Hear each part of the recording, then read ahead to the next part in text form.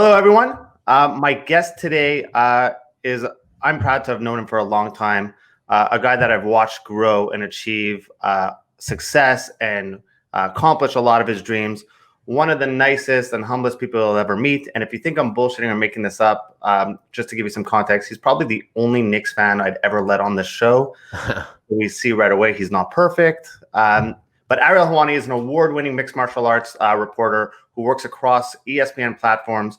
He has several roles at ESPN, including co-host of Ariel and The Bad Guy, weekly MMA program. He's the host of ongoing live streaming podcast, Ariel Helwani's MMA Show. My Montreal brother, Ariel, welcome. Yes. Thank you, Jason. It's great to see you. It's been a while. I was trying to remember when was the last time we actually spoke either in person or virtually or anything like that. I can't even remember. It's been that long. So I appreciate you inviting me on the show, and I hope that you and your family are doing very well.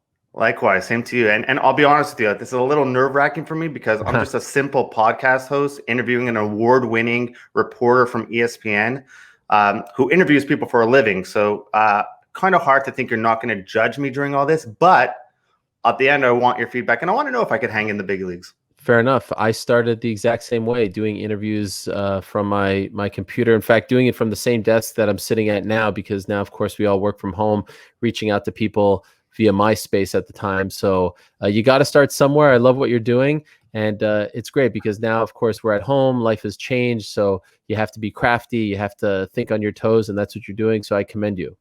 Thank you. I want to start with the obvious here. How do you go from Montreal to Syracuse to choosing to cover a sport that doesn't really have much attention, to being the journalist of the year, to going to ESPN? Like, detail that journey out for us if you can. Okay, so it's a crazy story. I'm obviously I'm a proud Montrealer. I grew up in Montreal. If anyone knows Montreal, I grew up in TMR, Town of Mount Royal, and then later we moved to Westmount. And I always loved sports. I always loved American sports. And when I watched sports, obviously I looked up to the players like everyone else, but I really looked up to the broadcasters as well. I loved watching the NBA on NBC and watching Marv Albert and Bob Costas and all those guys, and how they started the broadcast, how they spoke during the broadcast, just the little intricacies of live television. It always fascinated me. And I remember being in the 9th grade at Herzliya High School in Montreal, and we were in English class, Mrs. Blitt Hansen's English class, and I was reading Sports Illustrated. We were supposed to be reading some sort of textbook, but I had the textbook here, and then I had the Sports Illustrated inside. And I remember it was an issue of Sports Illustrated where they were ranking the best schools in America for X, Y, and Z. And there was a little blurb in the issue that stated that the best school in America for sports broadcasting was Syracuse University. So I'm in the 9th grade. I say to myself, wow, you can actually go to school and become a sports broadcaster. You can get a degree in this, or you can, hone your skills. You can learn how to be a sports broadcaster. This is amazing. So in my mind, I decided I'm going to go to Syracuse eventually. Now, of course, I had a few years to go, but I always kept that dream alive. And eventually I went to Syracuse in 2001. And as you know, growing up in Montreal in the Jewish community, you don't really leave, certainly not to go to America. It's very expensive. It doesn't really make a lot of sense. You got great universities in Montreal in particular, like McGill, like Concordia. There's a great journalism school in Concordia. So most of my friends, if not all my friends, stayed home. But I really had this dream. I was always a big dreamer and someone who always dreamed of living in America, moving to New York and doing that whole thing. And so I get to Syracuse, and for the first time in my life, I'm actually surrounded by people who had the same dream as I did. I'm surrounded by a bunch of young kids who want to be the next Marv Albert, want to be the next Bob Costas, want to be the next baseball, football, basketball, football. And by the way, Costas and Albert both went to Syracuse as well. So that's why I was really excited to go. They were two of my favorites. And I've always been someone who likes to, go down a different path. I don't like to follow the pack, so to speak. And I like to do things a little differently. Grew up in a household where my two older brothers were huge Chicago Bulls fans, and I was a Knicks fan, so I was tortured. Grew up in a household where my two older brothers were Dallas Cowboys fans, and I was a Buffalo Bills fan. So I like to go the other way. And I remember telling my parents in the fall of 2001, there's this sport called mixed martial arts. It's only at the time 8 years old, but I feel like it's going to be mainstream at some point. I feel like it's going to explode. And I feel like in about 10 years, there's going to be some executive in some office who's going to say, I know nothing about this sport. I don't understand it, but clearly we have to start paying attention to it. Who's the guy? Get us the guy. Who's the face of MMA media? And I said that I want to be that guy. I want to be the Howard Cosell of MMA, much like he was the Howard Cosell of boxing. And so at Syracuse, I started my own radio show, which no one listened to. It was available online. It was at a station called WERW in the student station. It was in a closet. The only two people who would listen consistently were my mother and, at the time, my 10-year-old sister. And the station was so rinky-dink that I couldn't make outgoing calls. So my mom, immigrant from Lebanon, or my 10-year-old sister would have to call the guests, because I would reach out to people via their website, big names. I would just send them emails, would call the guests and pretend to be my producer, and then call me on conference. And that's how I would do the interviews back then. So you talk about like starting off, humble beginnings. That's pretty much as humble as it gets. So I did the show for 3 years. I was at Syracuse, graduated. It was a great experience. And upon graduating, I actually, because by the way, you were also there when they won, right? I was there when they won. Yeah, I was there when Carmelo Anthony won, and the Syracuse Orange, and I used to see him walking around campus. That was really cool as well. And my junior year, they encouraged us to get internships going into your senior year and all that stuff. So I got an internship working at HBO Sports, and it was a great experience working there, living in New York. I stayed at the 92nd Street Y for an entire summer, communal showers. It wasn't exactly, fine living, but it was a great experience. My brothers lived in New York at the time, so that was good too. And then when I graduated, I got a job working for NBC at the 2004 NBC Olympics in Athens, Greece. I was going to be a runner. A runner is someone that just helps out wherever, help is needed for the broadcast. It could be, photocopying. It could be printing things. It could be getting coffee. You're just kind of there like a utility player. Unfortunately, 2 months before the Olympics, I broke my ankle playing basketball. And so I had to pull out, because obviously I can't be a runner if I'm on crutches. At the same time, almost like 2 days later, I get a job offer from HBO, asked me to come back and work on a documentary, because at the time, HBO Sports was sort of the gold standard of sports documentaries. And they asked me if I wanted to work on a specific documentary for the next year. It was about the 1985 NCAA championship basketball game between the Georgetown Hoyas and the Villanova Wildcats. And the star of the Georgetown Hoyas at the time was a man named Patrick Ewing. And as you know, I adored Patrick Ewing growing up, and I took this as an opportunity to perhaps work on a show about Patrick Ewing, even though he lost that game, but maybe meet him. It was just a very exciting project. So I took the job, moved to New York, and it was a great experience. Unfortunately, a year after the contract with HBO ended and the documentary aired, they didn't rehire me because I had a 1-year visa to work in the States. When you're a Canadian who goes to school in the States, you get a 1-year visa to work in the field that you studied in. So they got the 1-year visa to work at HBO, but then once it expired, they didn't want to hire someone who is at the entry level that I was at. They could just hire an American and not go through all the paperwork. So I was essentially, on the streets. I didn't have a job. I was unemployed. Luckily, several months later, I got another job. I worked in TV production for several years. But in 2007, and I'm sorry for this long story, but this is the answer to the question. In 2007, I get a job working for Spike TV, which now is known as Paramount Network, but it was like the Guys Network, and they were the home of the UFC at the time. And at that point, I decided, all right, I'm going down this production route, so I'm going to stick with this. And Spike TV was the home of the UFC, and I loved MMA. I still kept tabs on it, and I wanted to work for the network that was airing it. I got the job in September of 2007, and I realized very quickly that they didn't actually do any of they didn't make the program. They didn't produce any of it. There was nothing creative about the job, and that was very disheartening for me. So a week after starting my job with Spike, I quit, and I went to the president of Spike TV Sports office, and I'll never forget, his name is Brian Diamond. And I told him that, I just don't think that this opportunity is good for me. I'm someone who kind of follows his heart. I'm very passionate about things. And if it didn't feel right, it just didn't feel right.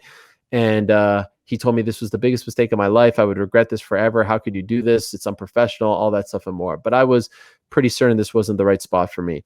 And they made me stick around for a month and a half until they found someone to replace me. I was sort of the black sheep there. And when I was at my cubicle every day thinking about my next step, I viewed this as the crossroads of my life. And I started my own website. And I told myself, I'm going to start this website in October of 2007. I'm going to give myself 6 months, from October of 2007 to April 1st of 2008.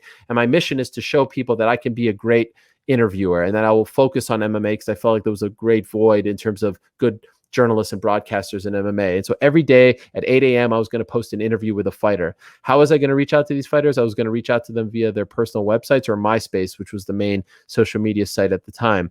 Every morning at 8 a.m., I would post it. I would send out like 30 emails a day. I would get people who trickle in. And over time, once I started rolling, I would start to get big names who would write back to me. Chuck Liddell, George St. Pierre, Tito Ortiz. Like, this was really exciting. Unfortunately, with days remaining on my self-imposed deadline, no one was reaching out. There just wasn't a lot of opportunities.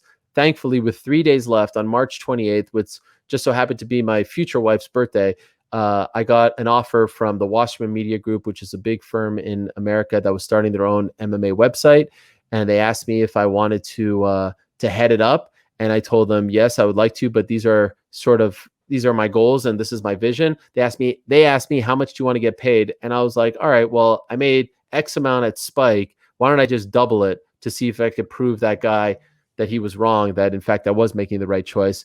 They said yes to that. And that's when my MMA career started. So I started working for them. Then I went to Versus, which was a TV network in America in 2009. I worked for AOL Fan House. AOL Fan House, my site at AOL was bought by SB Nation, Vox Media. I stayed with Vox for 9 years. I also worked for Fox Sports for 5 years. And then in 2018, I went to ESPN. So that's kind of the short, long story. Wow. We're gonna go back and forth on this, but I want to step back for a second and talk about when you got to Syracuse. We have a lot of entrepreneurs who listen to this show, let alone UFC fans and your fans. But when you got to Syracuse, it's your first time, like you said. When you're planning your map to Syracuse, you're alone, right? In your bubble of friends, no one else wants to be a sports journalist. It's you. You want to go there.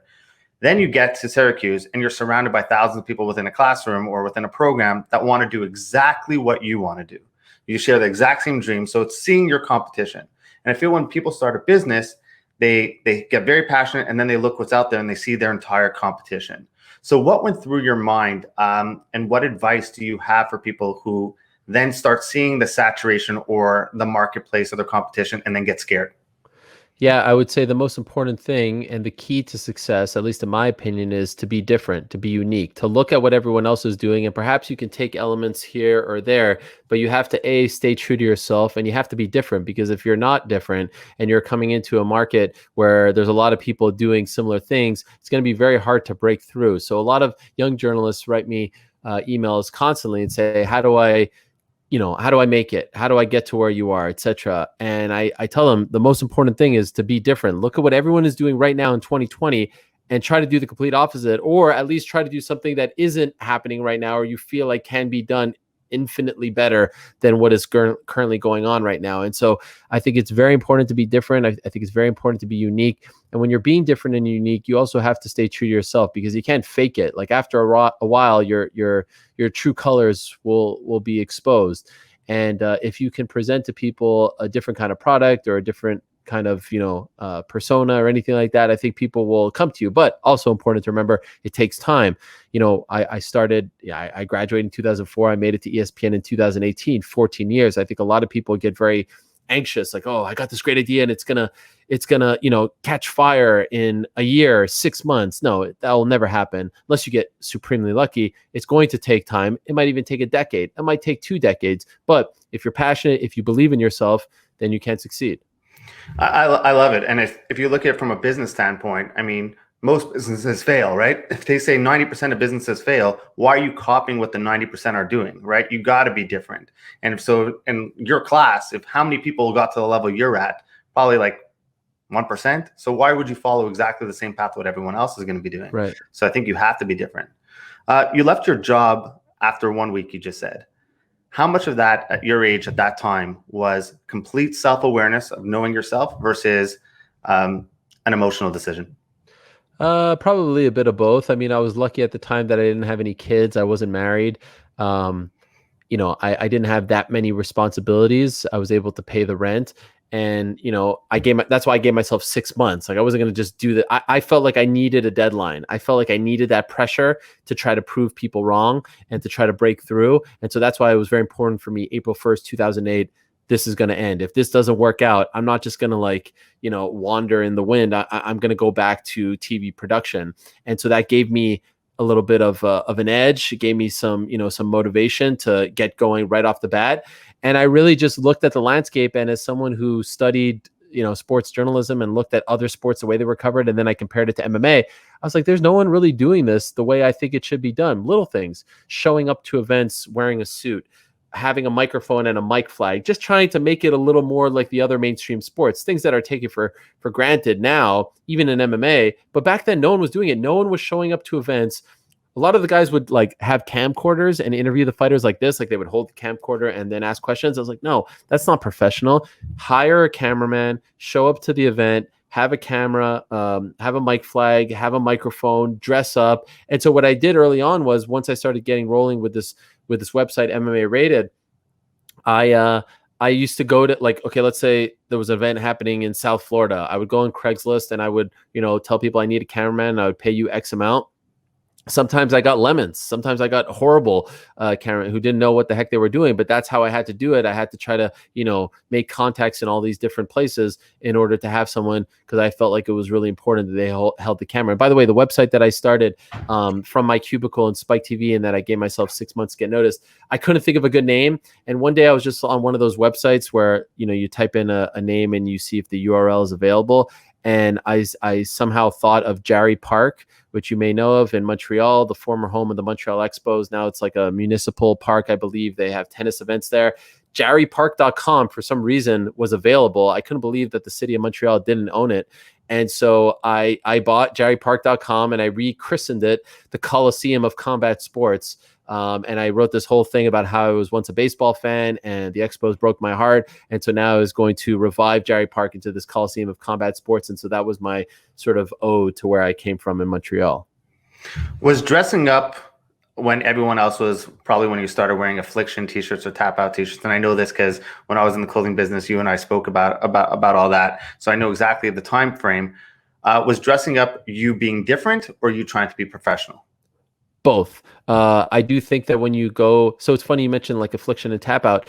You would go to events back in the day, and you would look at Media Row, and media members are wearing Affliction, Tap Out. They're wearing T-shirts of fighters like that. First of all, I don't think that's professional. I don't think it's ethical. Like, you can't be rooting for people. You can't be like Mark Albert didn't show up in like a Knicks jersey, right? Yeah, of course. Like, and even though maybe deep down he was a Knicks fan because he grew up in New York, like, you can't cover a Chuck Liddell fight wearing a Chuck Liddell t-shirt. I mean, that's just crazy. So it was important for me to, like, one of the courses in Syracuse that really stuck with me over the years was journalism ethics. And it was one of the first classes I took. And these are things like you don't really learn about. Certainly I didn't learn about journalism ethics in Marianopolis or in Herzliya. So you start to open your eyes, like, wow, there's actually rules here, and there's a professional way of doing things, and this is how you're respected as a journalist, as a media member. And so I took those values when I started my MMA career. So dressing up was important because I wanted to give off the impression that I was serious, that I was professional,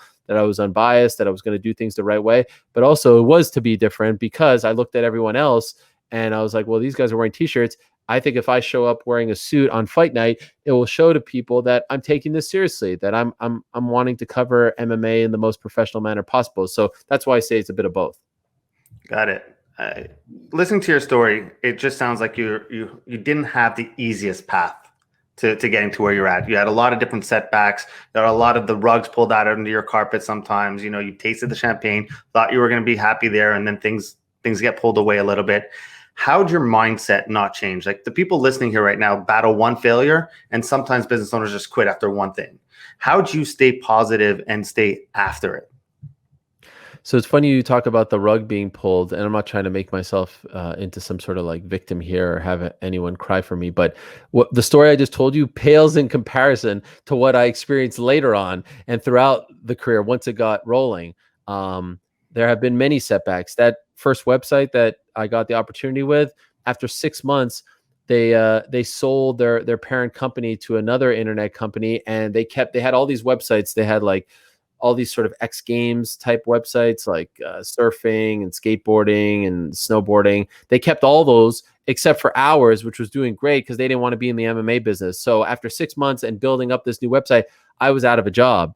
And then, when I went to AOL Fan House, they sold it they sold it off to the Huffington Post, and then I was worried about being out of a job there, and then a new company bought. So there were a lot of things there, but things get really difficult for me when I start to work for Fox Sports. So Fox then becomes the broadcast partner of the UFC in 2011. 10 years after I told my parents that in 10 years, this sport is going to be mainstream and there's going to be people looking for the voices of the sport to employ. And I had a meeting with them, and they sat down with me and talked to me about, what I had done in my career, my vision, and I ended up getting hired starting in 2012 to work for Fox Sports. And initially, that was a great experience. I'm on television now. Finally, I get to realize my dream of being a broadcaster, doing things on TV, not just on the internet. Slowly but surely, it became a really tough job because of their relationship with the UFC. And there were a lot of issues in terms of the fact that I was working for Fox, broadcast partner, but I also had my regular job working for this website, MMAfighting.com, which was 100% independent and owned by Vox Media. And sometimes they would get mad about some of the things I would talk about or report on for Vox while I'm still working for Fox, FOX.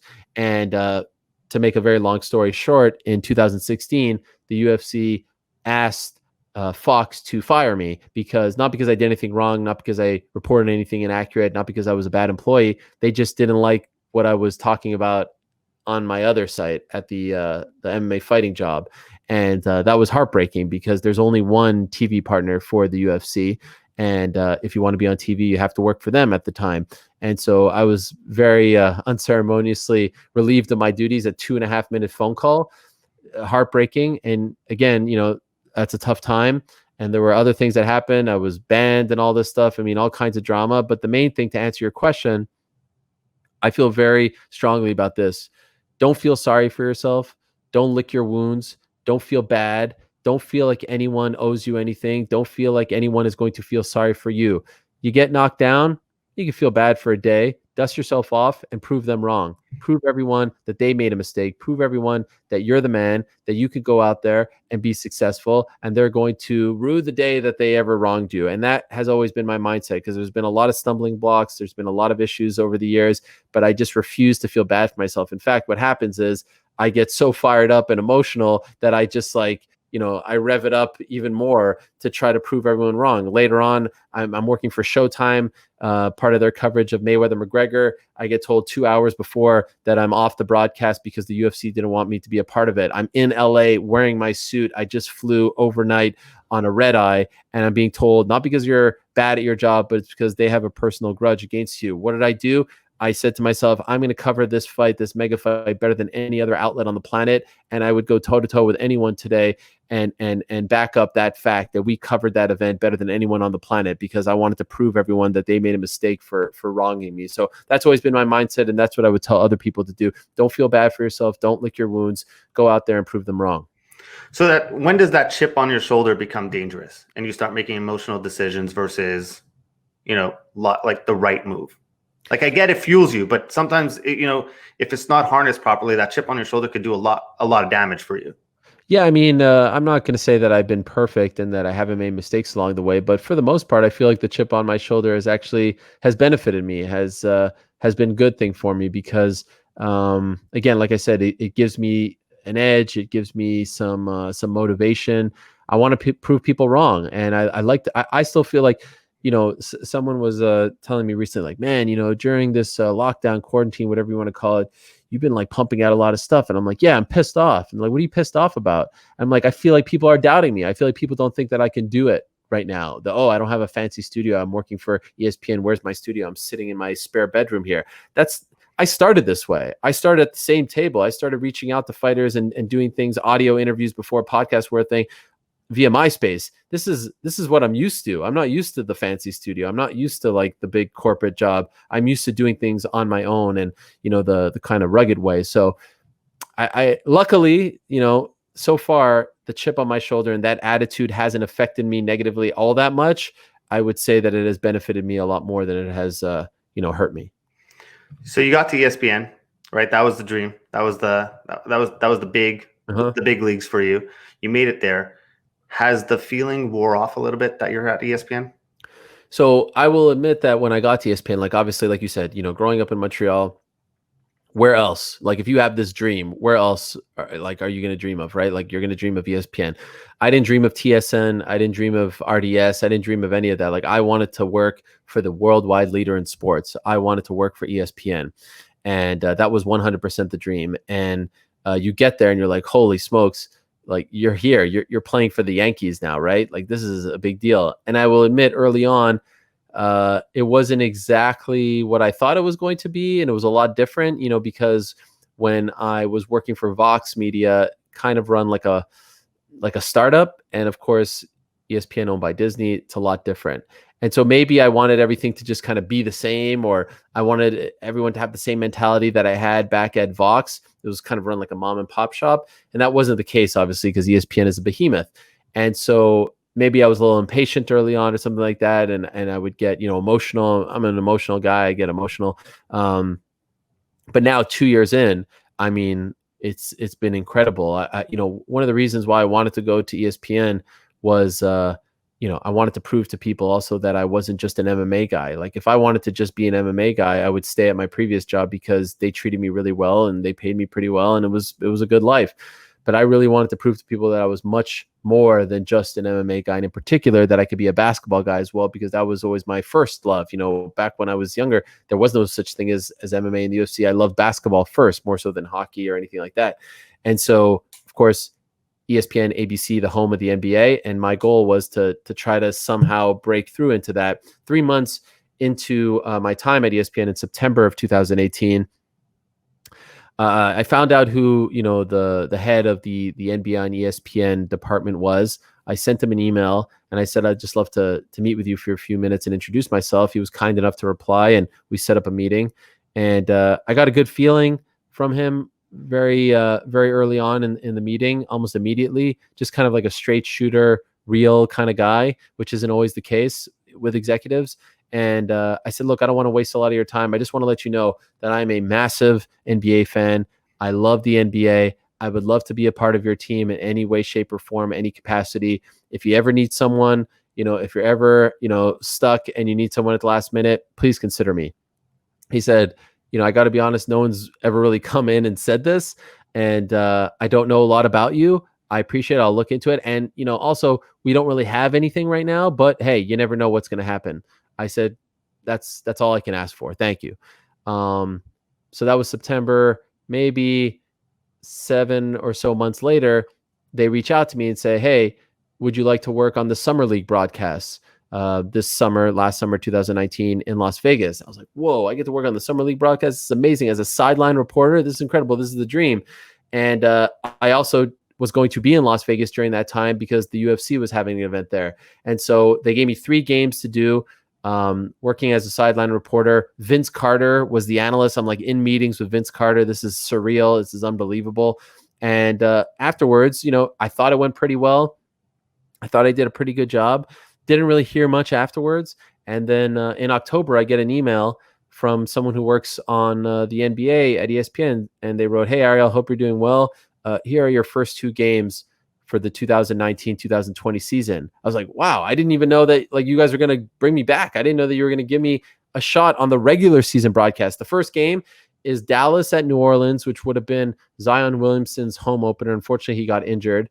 But that was very exciting initially when I found out about it. And then I looked at who the broadcasters were. It was Mike Breen, who's the voice of the NBA right now, and also a Knicks broadcaster who I love, and Jeff Van Gundy, who's my favorite Knicks coach of all time. So it says Breen, Van Gundy, and Helwani. Do you know how surreal that is? That's like winning the lottery, like winning some sort of like fantasy camp sweepstakes where you get to hang out with these guys. Game 2 is Christmas Day, Celtics at Raptors, first ever Christmas game in Canada. And it was amazing. In the end, I got to do 5 games this season. That was incredible. So when you ask me about my time at ESPN, it's been amazing covering MMA. The UFC is now over there. So coincidentally, they became, the broadcast partner for the UFC, but also doing the NBA stuff and being accepted by that community as well has been, a dream come true. UFC being now with ESPN, is there flash of deja vu when that happened with Fox for you? Heck yeah, especially at the beginning, I was really worried. And there have been moments here or there, but for the most part, ESPN has really had my back. Like everything that Fox didn't do, ESPN has done. When times got a little funky, They continuously have my back. They continuously support me. They feel like I feel like we're teammates, you know what I mean? As opposed to like, oh, just my employer who's going to scold me if, the other side complains about me. So I cannot complain about the way they've treated me and the way they've had my back. And that's why I have their back as well. I'm very proud. Like some people say like, oh, you're such a ESPN shill. Yeah, guess what? I'm happy to be an ESPN shill. I'm happy to be on their team. Yes. Hey, if they support me, I'll support them. Fox didn't support me. It ended poorly. Who knows what happens down the line. I don't want to necessarily hold a grudge. This life is too short and the world is too small. But right now, ESPN has treated me incredibly well, and they have always had my back. And they have made it a point to tell me that they had my back and that they support me, and that really means a lot. Talking about holding a grudge and persevering through hard times. I don't want to go too deep into this because I don't think this defines you. I think this was just one issue that put you in the limelight. The UFC ban that you got. When you first had the UFC ban, now you're obviously back. How do you then stay positive wanting to cover that sport that treated you like that, and that you have to go in and now you're back and you have to kind of swallow your pride and still do a bunch of stuff? Like, how do you so many people have trouble swallowing their pride. Like, what goes on through your mind of how you go back into work the next day after that happens? So that was incredibly emotional because they made it personal. It's one thing to not like me. It's one thing to not be a fan of my work or to not want to talk to me, things like that. But like when you're kicking me out and essentially hurting my livelihood, right? Like if I'm banned, now maybe people don't want to work for me anymore. And you already hurt my livelihood when you got me fired from Fox. And so I lost a paycheck there. At the time, I'm a father of 2. We have a third on the way. Like, this seems a little too personal, right? And I'll never forget when I was banned from the UFC and I was kicked out of the building, the Forum in Inglewood. It was UFC 199. You know what's so crazy, man? You know what's so freaking crazy? Today's the 4-year anniversary of that day. Wow. How about that? Today's the 4-year anniversary of that day, June 4th, 2016. I'll never forget Dana White saying to me that my partner, his partner, Lorenzo Fertitta, who's this big, casino mogul in Vegas, he said, Lorenzo just put a bullet in your head. Your career is over. And I was like, wow. Like I remember thinking, like, to hear that from someone who's from Vegas, like they just put a bullet in my head. That's a crazy analogy. And from someone you had a really good relationship with in the beginning of your career. Like you had access to Dana White that probably no one else had. Yeah, he was always available. We had a great relationship. And I think that the one who had the issue with me was Lorenzo. He didn't really like that I would talk about the business and stuff like that. And so he kind of pushed for this. And so once they banned me, after I broke a series of news stories, and nothing big, like this guy signing or this fight is happening, like just typical insider stuff. Yeah, like what Woj or Schefter does, Jeff Passan, whatever. Like nothing that would hurt their business in any way, shape, or form. And obviously that has been proven. So they banned me, and it was very emotional because it's like, okay, am I going to get fired now? Am I going to lose my job? I can't cover the UFC. Like now I'm the banned guy. And I didn't know what to do. I didn't know how to deal with it. So I'll never forget tweeting, standing in the parking lot, and I've still never even watched the last 2 fights at UFC 199, and they're 2 very memorable fights, including the main event where Michael Bisping knocks out Luke Rockhold, and everyone's celebrating that moment today on the 4-year anniversary. I sent out a series of tweets saying like, "Hey, I've been banned. I'm not going to be able to do my post-fight stuff. I'm sorry. I appreciate it. Hopefully, cooler heads prevail," is basically what I said. And I went to my hotel room. I was a little bit nervous that something worse would happen. So I remember packing my stuff and going to the airport like 6 hours early. And this is like 1 a.m. at this point. So I just went to the airport 6 hours early. I had like a 6 a.m. or so flight just because I wanted to be around other people and I didn't want to be in a hotel room by myself. I didn't know what was going to happen, but I was a little spooked that this had come to this. And I was on the plane and I got the Wi-Fi, and I remember turning on my phone and going on Twitter and seeing that my tweets had exploded, that everyone was talking about it. Like Rich Eisen and Dan Patrick and Dan Lebitard, these people were reaching out to me to do interviews. I was like, holy crap, because what the UFC wanted was for it to stay in the bubble and that no one would find out about it. But it, for whatever reason, broke through, and everyone was like the Gazette wrote about it, CNN wrote about it, the Washington Post, every outlet, the CBC, everyone was writing about this banned journalist, So I was like, all right, I do a show every Monday. on this show, I'm going to talk about everything. I'm going to kind of tell my side of the story. But before the show, I kind of went on this media tour, and I didn't start the media tour. Everyone reached out to me, Lebitard, Eisen, Dan Patrick, etc. All the big shows in America. I was on the team in Montreal with Tony Marinaro. That was cool too.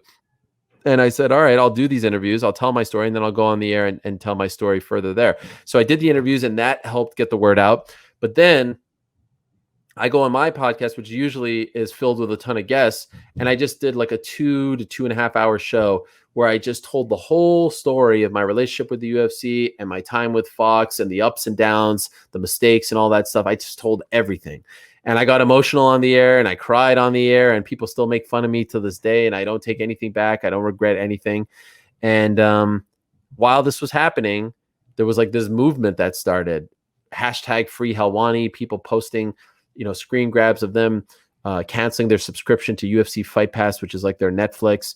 And it just, like I said, the whole thing exploded. While I was on the air, Dana White went on TMZ and doubled down and said the only way that I would ever be allowed back to a UFC event was if I bought a ticket. So he was not relenting. And so I did the broadcast. It was emotional. People are all talking about it. It was surreal. Like, it's just like you're being talked about on the news. SportsCenter reaches out to me to be on with Scott Van Pelt. I'd never been on ESPN before. I didn't work for ESPN. Oh, well, you're still battling the motions of your livelihood being stripped away right now. Yes. So I'll never forget walking home that day, that afternoon. At this point, it's like 6 p.m. on a beautiful June day. And I was like, all right, I actually feel really good now. I feel like I got it off my shoulders. I got it off my chest. I feel better. I told the world the truth. And now we'll see what happens. And I felt like this sense of relief that this is my new reality and that I will tackle this. I'm not going to feel sorry for myself. Like I said, I'm going to tackle this as best as I can. And I was motivated. And so that night, like I said, SportsCenter reaches out to me. I tell my story, and it was surreal that the first time I'm ever on ESPN or SportsCenter, it's talking about myself. Like, that goes against every rule in journalism to make yourself the story, talk about yourself. I do the interview with them for the 11 o'clock SportsCenter, I believe it was, at 7:30. An hour or so after doing the interview, I get a call from the CEO of Vox Media, who I worked for, saying that the UFC had reached out to them and that they wanted to fix it and that they were going to send out a press release after they sent it to us to see if we're okay with it, at peace with it, saying that, my credentials and my two colleagues' credentials who were with me, who had nothing to do with it, but they were just kind of innocent bystanders in all this, that we were going to be like reinstated. They sent us the press release, and I think 5 minutes later they made it public. So we never even had a chance to look it over. They took a shot at me in the press release, but that was fine. And 2 hours later, I was back, and the press release comes out like at 10 p.m. on Monday night. Now, 24 hours after all, or 48 hours after all this happens, SportsCenter finds out about it. And they're like, wait, you're back? So then I had to go on again on SportsCenter to talk about now being the guy who got banned and was reinstated. That was surreal. Now I'm on twice. And so I didn't really have a lot of time to feel bad. Now, of course, early on when I was back, it was very weird. It was very uncomfortable being at the events. Like, no one wanted to talk to me. It was like I had some sort of disease. None of the UFC employees wanted to talk to me. And the fans were all cheering for me and everything. And they like turned me into some sort of martyr for journalism, which I wasn't. I was just, a guy doing my job, and this happened. And all of a sudden, I think it endeared the fans to me, and they had my back. And so that's why I will always say that, yeah, I work for ESPN now, but I also work for the fans, because if they didn't have my back, I would not have been back, right? I would not have returned. And so they really helped me out, and I'll never forget that. But how do you let it go? How do you show up back to work and just forget that? Because it was a personal shot, right? So it wasn't like, hey, he's a bad journalist, let's get rid of him. It was in your mind personal. How do you then go back and not take things personally? Yeah, that's a great question, because I do take things personally a lot, and I get emotional. I go back to Syracuse and I say, like, it's important to be unbiased. I'm very proud of the fact that no one calls me like a UFC hater. Yeah, sure, I'll criticize them, and I'm not afraid to, but I'll also give them a lot of props when they do great things and put on great fights and put on great events. So I didn't want to be painted as like the disgruntled guy. I didn't want to be viewed as the biased guy. And I've just been able to very easily like compartmentalize my feelings towards them and what they did to me. And a lot of the people who were around then aren't around anymore. Of course, Dana White is still around, but it's like people ask me, well, what's your relationship with him now? And it's non-existent. It's not like he sends me like threatening texts or is rude to me. Like, we just don't talk. We haven't talked since that day, exactly 4 years ago. So it's easy to just like view him as a guy who I cover, and that's it. There's no other. It gets tricky when there's another relationship there, a private relationship, right? But it's all like just surface stuff. And as long as I can continue to do my job, as long as it doesn't continue to make it personal and doesn't try to get me fired or anything like that, like, I'm okay with it. You don't have to like me. You don't have to want to talk to me. To your point earlier, if he never talks to me ever again, I probably will have talked to him more than anyone else in the sport because he was so accessible towards me, you know, early on in my career. So it hasn't been all that tough. Yeah. Are there moments where, you know, like I was like, man, you know, would life be different if I had this income or that job, or if you went into this? Like, why do you have to get me fired? Like, why couldn't you have just like yelled at me like most, you know, executives? But you move on, and I think everything has worked out for the best. Start wrapping up. For people who want to put themselves on camera and they want to be out there more, but they don't love how they look on camera, they think they or too much.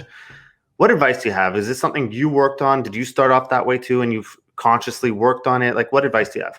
Well, I still think I'm not good. I just said right now. I don't think that I'm polished at all, and I think you're pretty polished. I appreciate it. I'm my harshest critic. I really am. You know, do you watch your shows back? Do you ever? Sometimes, but it's hard, man. It really is. It really is hard because I almost hate it every time. Or, why did you say that? Why did you talk like that? Why didn't you ask that question? How could you forget this? I get so mad. I mean, there are times where I'm so mad that I'm yelling at myself at the top of my lungs. Like, I'm like hitting myself in the head. I'm just a crazy person. It's like, you blew it. You suck. That's how I talk to myself. Probably not the smartest thing, but that's just the way I am. Yeah. And so what I would say is, just like someone who wants to be an NFL quarterback or a point guard in the NBA, it's all about reps, right? The more you do something, the better you get at it. And it's not just about sports, it's about anything. Like, the more you do something, the more you read, the more you write, the more you talk to other people, the more you practice being an interviewer, the more you ask questions, the more you study other people, you will inherently become better at your job. I'm talking media. This can apply to anyone else. And so to me, it's always been about reps. Don't just do one interview a month. Don't just write one article a month. Like, no, try to do 2, 3, 4, 5 a day. Try to do 6, 7, 8, 9, 10 a week, that type of thing. So you'll start to develop, you know, patterns. You'll start to develop confidence. You'll study other people and try to implement their styles into your style and make your own style. And it's just all about reps, whether it's actually doing the interviews or studying other interviews, listening to other interviews, reading articles, or whatever you want to do in media. The more you do it, the better you'll be. You know, the whole 10,000 hour thing. I mean, I believe in all of that, and I still don't feel like I've mastered it. And I still feel like I've got a lot of work to do before I could ever be considered, you know, in even like 1/10 as good as someone like Howard Cosell, or even in the same like freaking breath as someone like him. So still got a lot of work to do. It takes a while. You know, for me, I still feel this way, and I've been doing it, I guess professionally now 14 or so years. But I would just say to anyone, like, do it as much as possible, because the more you do it, the better you'll get. You still get nervous at all? Yeah, I get nervous. I remember like the first time I was on camera for Fox, my heart was beating so much that it felt like it was going to come out of my throat. Like, that's how nervous I was. Like, I was getting lightheaded. And, you know, my first appearance on Christmas Day, NBA on ESPN on Christmas Day, it was me. They didn't tell me beforehand that it was going to go this way, but like 2 minutes before, the producer tells me in my ear, is like, okay, you're going to take us out of a break. Stand under the basket. The game is already in progress. Stand under the basket. Take us out of the break. No, bring us out of the break, meaning like commercial ends. I'm on camera, and you're going to do a 1-minute report on the state of basketball in Canada. So it's like, welcome back to Scotiabank Arena in Toronto, where the Raptors lead 25-22 over the Celtics. I'm Ariel Helwani. You know, basketball has really come a long way in this country, and it's just this lens looking at you with 20,000 people in the arena. God knows how many people watching. Yeah, it feels like my heart is coming out of my chest. But in terms of like the interviews and all that stuff, I've definitely gone a lot And you're more like, this is my moment, right? Like if I blow this, oh my God, if I do I have to work stumble, back? yeah. And I will admit, I didn't like the way I performed on that broadcast. The walk-off interview with Jaylen Brown of the Celtics, I thought I did a horrible job. And I went back to my room and I yelled at myself that night. And so I'd love a do-over if I can. But I still get nervous. I still get anxious. I'm kind of an anxious person to begin with. Like my palms are always sweaty, and I think a lot of Jewish people can relate with me. We're just sort of anxious people, and maybe that gives me my edge, right? Maybe that doesn't let me rest on my laurels and keeps making me want to be better and prove people wrong and things like that. Because I feel like if I would have lost that over time, I wouldn't be where I am today, where I keep having to prove to others and myself that I belong. So what's next for you, right? You on ESPN. That was the big leagues for you. Check, done. What's next? Well, I'd love to be more established in the world of basketball. I don't want to ever leave MMA. I never, ever, ever want to leave MMA. I'm still very passionate about it, and I still feel like I have a lot to do in the sport and to cover the sport.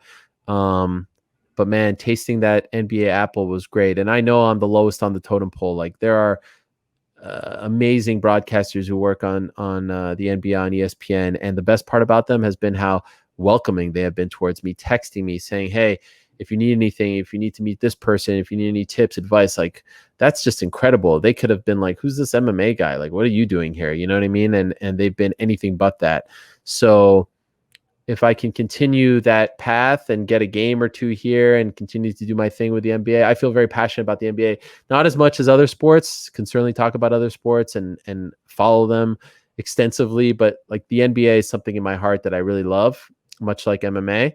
I'm very passionate about interviewing people. That's my favorite thing to do, whether it's, podcast, TV show, radio. I've been getting to do more radio. I love radio as a medium. I just, I remember growing up, I would sit in my bed at night, and at night we would get WFAN in New York because once night falls and there's less activity in the sky, you can hear it better. You couldn't get it during the day, so it would be 6:60 a.m. and I would listen to the Knicks post game show on WFAN, and it was just like something's magical about listening to New York sports radio all the way in Montreal in my bed under the covers. So I love radio, and I love talking about sports. And who knows, one day maybe I evolve and branch out a little bit.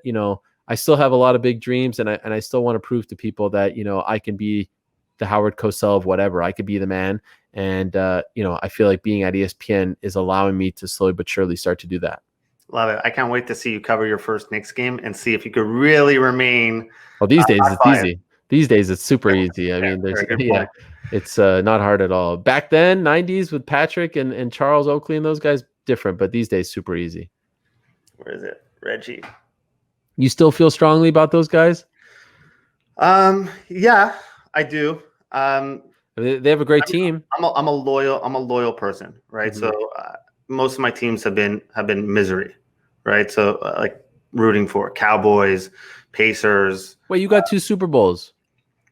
Yes, but I'm talking about in the last like 10 years. Listen, I'll take 1 Super Bowl. Just give me 1. So you got 3 chances.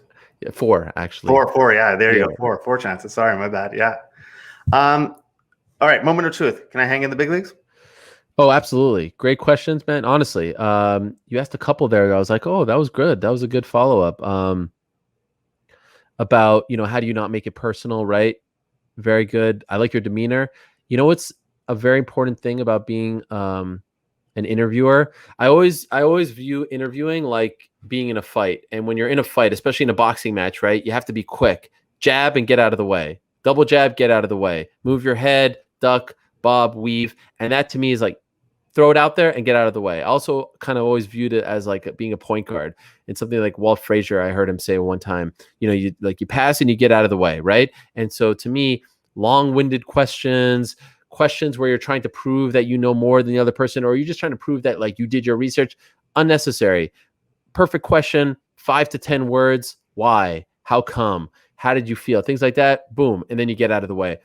Never interrupt, which you didn't. Even sometimes at the beginning, like yesterday I interviewed a guy named Tyron Woodley who was very passionate about race in America. We were talking about, he's a UFC fighter, current fighter, former champion. I think he gave me yesterday the longest answer anyone has ever given me. I think, no joke, it was like 27 minutes long. I didn't say a word. I just let him go. You got to let the people speak, and you ask your question, you get out of the way. So you did all of that very well. The questions were great, well researched. Honestly, you're in the big leagues already. It's all about right here. You can hang with all of them. You just have to keep doing it. Like I said, more reps. Boom. Question for you. When you're interviewing these fighters, how do you know when to not cross the line? You know, you want to ask the tough questions, right? You want to be different and not be afraid to back down. How do you like not worry about insulting or offending? I mean, as long as you're professional and your questions are fair, then I don't think there's anything to worry about. Like yesterday, I interviewed another fighter named Corey Sanhagen. He's fighting on Saturday, and I asked him, when he wins on Saturday, is he going to ask for a title shot? Because that's what a lot of people do. And he's like, to be honest, I'm not. I'm going to give a shout out to my friend who passed away, and this Saturday is his birthday, or would have been his birthday. And it's an emotional thing, more important than calling for a title shot. And I really respect it. And I asked him, do you mind if I ask how he died? And he kind of got choked up, and he's like, yeah, I mind. And I said, okay. And I respect that. And then a lot of people gave me crap afterwards, like, oh, why do you have to know everything? Why do you have to ask? And I asked him afterwards, and I don't usually do this. I was like, hey, did you mind that I asked you how he died? He's like, no, not at all. I just didn't really want to talk about it right then. And so to me, the key has always been, like, if I was talking to you at a dinner party or at a whatever, at a party at the street, wherever we may be, at school, and you told me, like, hey, Saturday's the anniversary of my friend's death, or his birthday would have been on this day. A natural follow-up would be like, oh, what happened to him? Especially we're young guys, like, you don't hear that often. And he's younger than me. And you can respond whichever way you want. And I've always viewed interviewing the same way. And that's why I don't write any questions down, because I think it's very important to listen. If you come with a sheet of questions, you're not listening. You're not preparing for follow-ups, because you have to listen to every single word. Someone could give you a 20-minute answer, and then the last 3 words will be the most important things, and you missed it because you had already the next question in the chamber ready to go. And so that's why, like, if I go to a party tonight, I'm not coming with a sheet of questions. I don't know who I'm going to meet. I'm going to have a conversation. I'm going to listen. I'm going to ask follow-ups, etc. And that's always the way I've approached interviewing. Listen, come with an open mind. You could be researched, of course, know the subject, but don't come with preconceived notions or pre-planned questions, because then you're not listening. So, and also just ask, like, respectful questions. Ask questions that you would ask someone in your everyday life, and as long as you're respectful and professional, everything will be okay. Love it, Ariel. Thank you so much for your time. I think back to high school. Your 33 always bothered me. So it's kind of hard to root for you just with those flashbacks in mind. But honestly, no joke, all the success you have is well deserved. You worked hard for it, and you deserve even more that's coming your way. So I appreciate you doing this, and it's always good to catch up with you. Oh, no, I appreciate it very much. And it's great to have you. It's great when you reached out to me. I was really excited about it, and I appreciate you even caring to talk to me. And by the way, I glossed over this, but when I was in, can I just briefly say, yeah. Obviously, your sister dated my cousin for many years, Albert and Michelle. That's how I became a Cowboys fan, by the way. I know, of course, I knew that. I was going to call you out on that, and that's how my brothers became a Cowboys fan as well. I thought for a long time, we were very young, but I thought that we would have been, family at one point. But I'm happy that everyone's doing well now. But the one part that I glossed over, and it's a whole other subject for a different day. When I was at Syracuse, I was horribly depressed. It was the darkest 3 years of my life. I missed my family. I missed my friends. I was just very homesick. I was worried that it wasn't the right decision, and everyone was the same and all that stuff. And I used to drive the first year down to Syracuse from Montreal with your other sister, Karen, right? Yeah. And I don't know if she knew how depressed I was. I think she had an idea, and I don't think she was super happy at Syracuse as well, if my memory serves me correct. But it was amazing how, like, I really only knew your middle sister, Michelle, but then ended up meeting Karen and going on those drives with another guy whose name escapes me right now. And, like, I actually took comfort in those drives, because I knew, just knowing that there were 2 other Montrealers there made me feel like, okay, I'm not the only one, even though I don't know these people very well. I knew your family a little bit more than the other guy who drove us, and it's bothered me that I don't remember his name, but it just, I don't know, it gave me comfort. So I wanted to mention, like with the Syracuse stuff, it was nice to have a Portnoy in my life, and I appreciate them driving me down when I was in the back sobbing. Awesome. I'll reach out more often. We'll keep in contact more often. Give my best to Jacqueline. Thank you so much for doing this. Thanks, man. Appreciate it.